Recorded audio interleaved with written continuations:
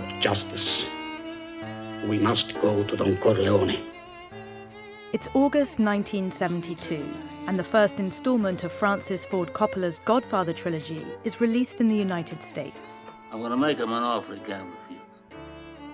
It's the cult movie that spearheaded an entire gangster genre, bringing the infamous Italian mafia, albeit a romanticized representation of it, to the big screen.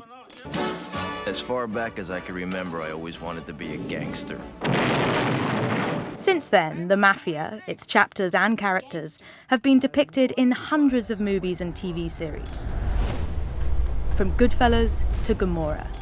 But today, as The Godfather's celebrating its 50th anniversary, there's a new, more honest portrayal of the mafia on a much smaller screen with a different director.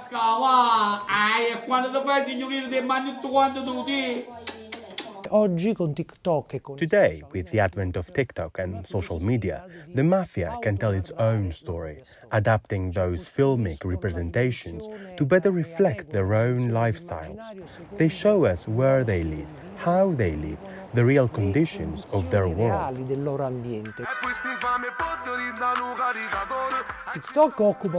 TikTok plays an important role because by its very nature, it's a media platform that creates protagonists. Essentially, it is governed by the principle, brand yourself. And that branding, or rebranding, is key to the mafia's identity. Honed over decades, brand mafia has its roots in the 19th century Sicilian countryside, an armed wing of feudal nobility with the sole purpose of quashing claims from aggrieved peasants.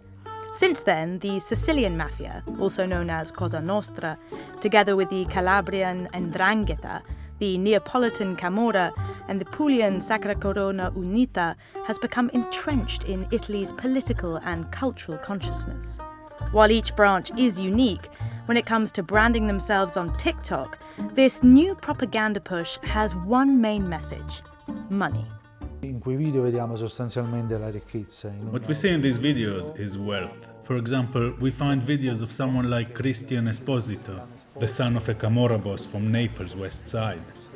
We see him with his friends opening champagne bottles and dancing.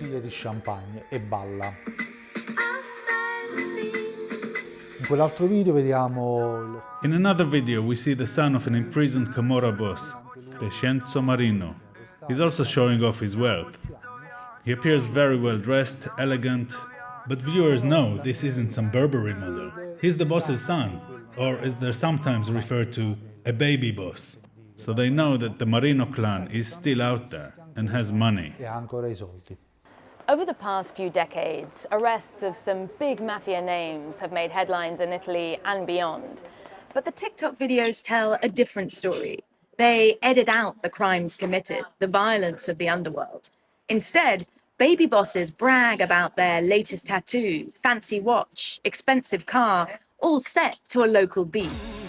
It's the recurring use of symbols and hashtags that give away an affiliation with organized crime.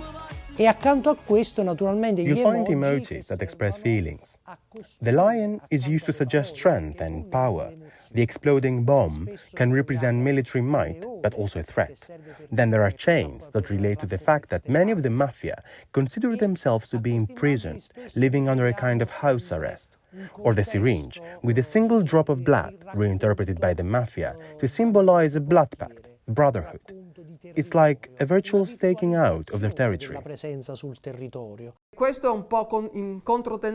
This somewhat contrasts the way in which the organization used to live. Until a few years ago, the 'Ndrangheta, for example, compared to the Camorra, always kept a low profile. It was absolutely forbidden to exhibit wealth. Bosses on the run spend years and years of their lives in conditions of extreme discomfort, living in caves, in tunnels. This is no longer considered an acceptable way of life.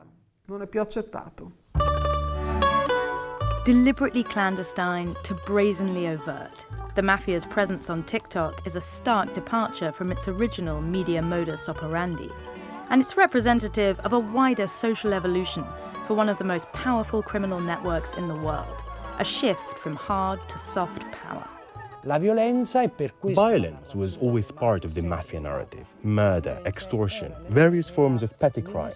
It was the media and the message. Today, 200 years on, the modern-day equivalent of this tradition is on social media, the mafia responding to the impact of the digital world. These videos are about parading their wealth, and not just in front of their own local community, but also in front of the authorities. These videos show both their financial as well as their military power, but in less risky ways. So before, a clan that was under attack from another Camorra clan might show its strength with so-called stese, drive-by shooting, but these acts of violence brought with them the police. Now, you might see a drive through the neighborhood in a Ferrari, recorded on TikTok, so that people understand the clan is still strong, the clan is still in charge. E che quindi è ancora il clan che comanda. The 'Ndrangheta branch wants to be seen as entrepreneurs right now. They're looking for social consensus.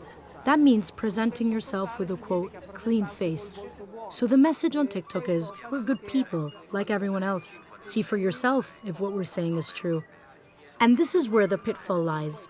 They present themselves as problem-solving organizations.